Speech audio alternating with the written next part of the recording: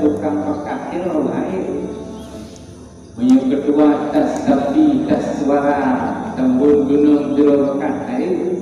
Saling mengajak, hidup berkok kira pakat kira, hidron berkok kira pakat kira. Menyuka saling mengajak, insyaAllah saling memberi pengertian.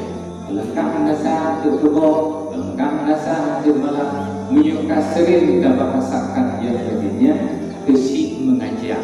Pribadi-pribadi kita yang anggota masyarakat mengajak. Enam-enamlah makin insyaAllah. Menyuka dan habo hati, dan pakat rame-rame. Hana yang mungkin terjadi.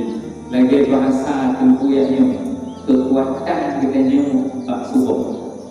Kekuatan kaum muslimin dan muslimat bak subuh.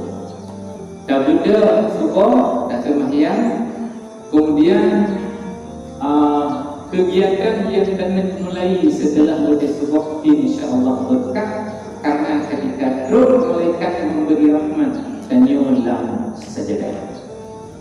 InsyaAllah berkah yang kita lakukan. Yang sakit, tajak juga kahau tempat kerja roh di dunia.